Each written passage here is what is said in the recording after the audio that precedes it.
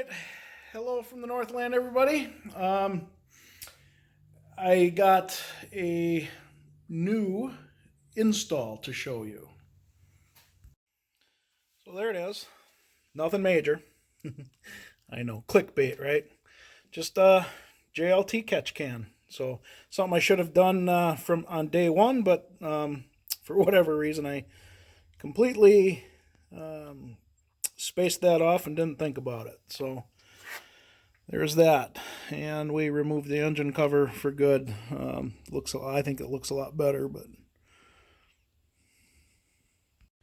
all right. So I have a new modification. It's a minor modification, but pretty cool. This is actually compliments of a viewer and friend of the channel, Skip. So thank you, Skip. I'm going to put this in today. I want to show everybody what it is here, so let me open the box. So here we go, and voila, we have a new reusable fancy air filter for the Judge. So I know some of you may be thinking, well, big deal, it's just an air filter. Well, maybe just an air filter for some of you, but I'm really impressed. Here's why I'm impressed. Somebody thought enough of me, of the channel, that they were willing to gift this to me, if you will, and I really appreciate that. I appreciate anything such as this, no matter how small or no matter how big. So I think this is amazing that somebody did this. So again, thank you, Skip. I'm going to put this in, and then we're going to go for a drive. And I had something interesting happen to me last night that you guys might find interesting. And there it is. So I didn't video this. I didn't think any of you really needed to see me messing around with putting an air filter in. So but hopefully that'll, I think that's a good thing. And again, I really appreciate it. All right, peeps. So something happened last night that I want to kind of explain. I think it's very interesting. Funny certainly isn't the right word, but it was very odd. So the wife and I were in the Judge last night. We went out to eat. It was a beautiful night. And I know actually the ideal situation would be for the camera to be on the outside of the car, and maybe it would show a little better, but I wanted to be able to explain what happened as you were seeing it, so that you didn't have to rewind and wind noise and all that good stuff. So anyway, we go out to eat last night. It was a beautiful evening. Sun was out. It was fairly warm, and we get done eating and we're heading this direction. The sun was still up, but it was setting. It was still kind of above the horizon, so the sun was in my eyes. It wasn't like it was blinding me, but it was, anything that was on the horizon, like you couldn't pick out detail. You couldn't, like if you saw a car, you couldn't tell what kind of car it was and so on. So we're cruising along here, and there was only one car in front of me. And I was in this lane right here, and right up ahead where that white car is in the opposite lane, I don't know if it's going to show up on camera, but right where that white car is was another white car. And so I'm cruising along, and I was doing, 60 miles an hour. In fact, I'm going to set the cruise now so I don't do this again. And up here, just beyond this stoplight, it goes down to one lane. that white car seemed to be going slower than I was, because I was catching him at a fairly good rate of speed. But I did the math in my head and realized I wasn't going to be able to pass him. I didn't want to get stuck behind him. So right about here, I gunned it so that I could get in front of him. There was only one car in that other lane, in that turn lane right there, turning left. And I get about here and realize it's a police officer. Well, needless to say, as soon as I blew through the intersection, he turns on his lights, and I knew right away that I was his target. And this is about where I stopped. Well, maybe I was up a little further because I was going faster. I'm not going to say how fast I was going.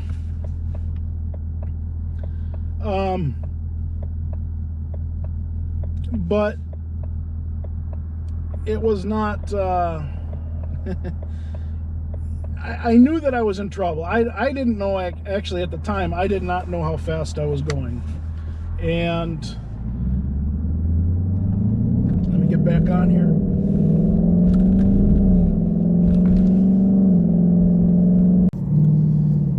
So anyway, you saw where I pulled over. Now, right before I got to that intersection, I mean, literally right before, that's when I could tell it was a police officer, and I just knew things weren't good. And as soon as by the time that the signal went from my eyes to my brain to my foot, I was already through the intersection. So I was hitting the brake already. I looked in my mirror, seen he just flipped his lights on, and he was whipping a car around, and of course I knew I was his target. And I immediately pulled over. I sat there and I waited for him to catch up. And while I was waiting, I rolled the window down. I was getting my license out. He pulls up behind me and he immediately jumps out of his car. And I had never seen the popo get out of his car that fast before in my life. You know, usually they kind of mess around, they run your plates, they make you sit and wait, and whatever. And I thought, yeah, he's mad. otherwise, I mean, why else would he just? I don't know. Unless maybe it was towards the end of his shift. But like I said, my initial thought was he's not happy. And I told my wife, I says, yeah, I am screwed. And he starts coming up to the driver's side door, and I had my license in my hand, and my hand's at the top of the wheel, and he asked for license and proof of insurance. Well, I hadn't had time to get the insurance out yet, and so I told him, I says, well, my insurance is in the glove box, and I said, do you mind if I get it? He was like, yep, go ahead. So I got out my insurance, handed it to him, and he says, well, where are you heading tonight? I said, well, just heading home. And he was like, well, you're almost there. And then he says, that's a pretty nice car you got there. And I just kind of chuckled, and I had to catch myself because I was trying to figure out if he was being serious or if he was just being a smart ass. And so I kind of took a chance, and I thought, you know, he seemed pretty cool so far. So I kind of looked in my mirror and I said, yeah, well, that's a pretty nice car you got there too. And he says, yeah, but it's nowhere near as nice as yours. And so he hands me my license and insurance back, and he says, I'm gonna let you go with just a warning tonight, but I want you to know it is 55 here.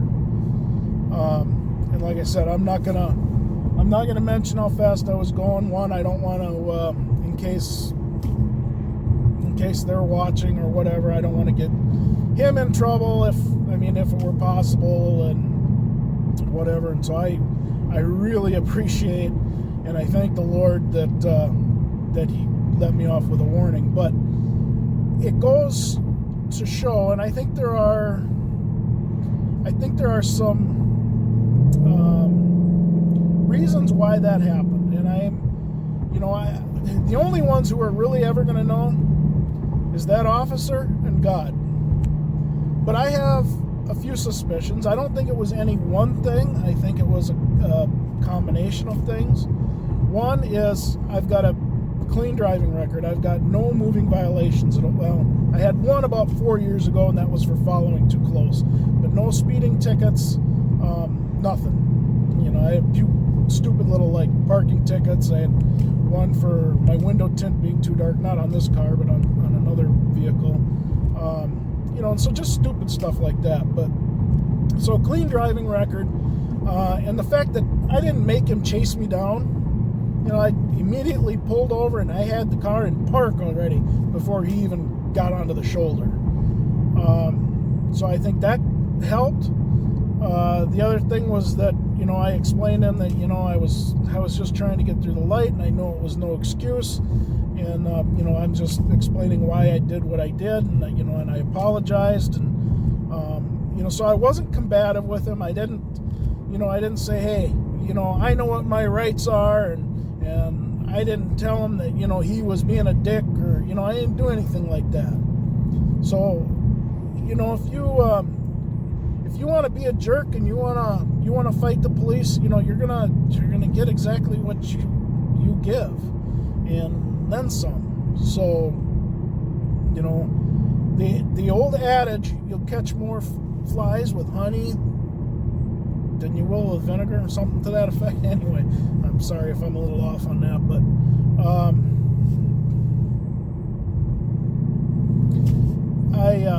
another Mustang. Anyway, and I think also that I was trying to keep it light. My wife said that, from her point of view, sitting in the passenger seat, that he seemed nervous. And, nothing against this officer, but I mean, who wouldn't be nervous today if you're a popo, right? I mean, so many people are up in arms and hate them, and they want to. He pulls up on me, and he has no idea how he's going to be greeted. So I tried to, diffuse the situation, and I just wanted him to know that, hey, I'm not a bad guy, and I support you guys and whatever. And so I tried, like I said, I tried to keep the mood light, and the fact that I kept my hands on the wheel where he could see them. I didn't try and be, no fast movements or anything like that. Hell, I didn't want to get shot. Not saying he would do that, but this, and this is not political, but I do not believe, some people are going to say, well, it's because you're white. Yeah, I don't know. It could be, I suppose. Hell, I don't know. And I don't know this officer. Although I highly doubt it. I have to believe that 99.9% of all law enforcement are good people. Otherwise, they wouldn't be they're not in their position just for power and that they want to mess with people. And I don't believe it's anything like that. And I don't want to hear crap about systemic racism, because I think that's BS too. The system is not racist. First of all, a system cannot be racist, okay? The people who put the system in place could be racist, but the system itself is not. Secondly, the system offers the same opportunities for everybody. It protects everybody's rights just the same, no matter what your skin color is, and so on. So I don't want to hear any bullshit, excuse my language, about systemic racism, because that's just a load of crap. Again, you want to be a dick to the police, and if he had come up on my door and said, hey, I got you doing 67, and that wasn't my speed, by the way, and it's a 55, and I said, screw you, I was not going that fast and whatever. What do you think he's going to do? He's going to write me a ticket. He ain't going to be nice. Why would he? So I played the hand I was dealt. I owned it. I screwed up. He had every right to give me a ticket. And I would have had no defense. Like I said, I even admitted to him that, yeah, I was going too fast. This is why, and I know it wasn't right, and I apologize. And but it kind of blows out of the water the theory that my wife and I had that we had this kind of thing going between us that Granny in her grocery getter Jeep Cherokee could be doing 67 and a 60, and the police might not even pull her over, and if they did, they would probably just say, hey, it's 60 miles an hour, slow down. Me doing 67 and a 60, oh, hey, you're a guy, you're in a muscle car, no, I'm writing you a ticket. Well, let me tell you, I was a naughty boy last night, and he let me go. And I think it goes to show that, the police are human too. And I think if you're nice and you don't try to play stupid, or you don't try to be some kind of hero, I think they're willing to. I'm not going to say look the other way necessarily, and I'm certainly not suggesting that you can go out and drive 20 miles an hour over the speed limit, and that if you do everything I say that you're going to get out of a ticket too. I'm not at all suggesting that. Maybe the stars were just aligned. Maybe I should have played the Powerball last night. I don't like I said, I don't know why. And maybe someday I'll meet this officer and we can have a beer and discuss from his point of view what went through his head and why he did what he did. But until that day, I can only speculate. So I'm very thankful, and I'm very appreciative that he was kind and forgiving, and I would like to say that I think I learned my lesson. Only time will tell with that, but I'm telling you, it will stick with me probably a lot longer than the ticket would. So just because, if you had asked me, if you were sitting in the passenger seat and you said, hey, dude, what do you think your chances are of getting out of this? I would have said, no way, it's not happening. 0% chance. Like I said, he had me dead to rights, and I would have deserved every bit of it. And I was ready to take my medicine. Thought for sure, 100%, 150% that I was getting a ticket. Was he going to be nice and maybe lower it a couple miles an hour? I didn't know, but I could have swore to you, if I were a betting man, I would have bet my paycheck that I was going to get a ticket. So for him to do what he did was just, it blew me away. And and it was, the whole exchange took no more than a few minutes. So it wasn't like he sat and thought about it. It's not like he went back to his car. And it was right there. He told me and handed me my stuff back. I told my wife, I says, let's get out of here before he changes his mind. I got home, put the car right in the garage, and I'm done for the day. So I didn't want to press my luck any further, but I just wanted to share that with you all. It was just very interesting and very unique, and something I'll probably never forget. So again, I'm sorry I wasn't able to record the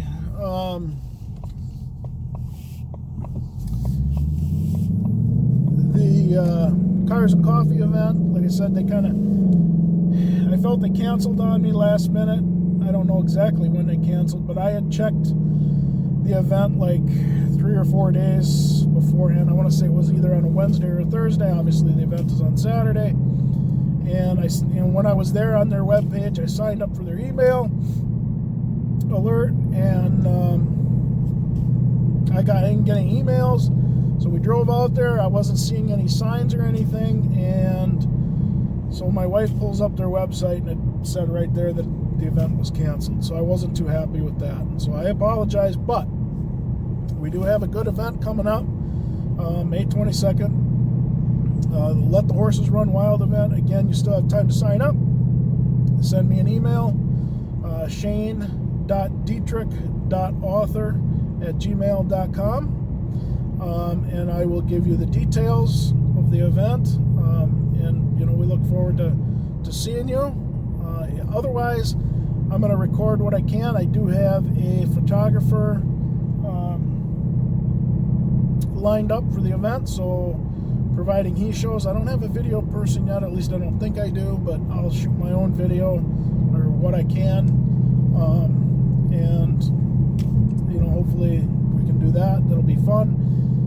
Have some good meals, some camaraderie, some good scenery to look at, and like I said, maybe we'll all make some new friends. So go ahead and sign up, and again, make sure you hit that subscribe button and click that little bell so that you'll get notified whenever I upload new content. Make sure you smash that like button even if you don't like it. It really helped the channel out, and I'd certainly appreciate it. Share it with anybody that you think may have any interest. I guess that's about all I have. So thank you for watching, and I look forward to seeing you all in the next video.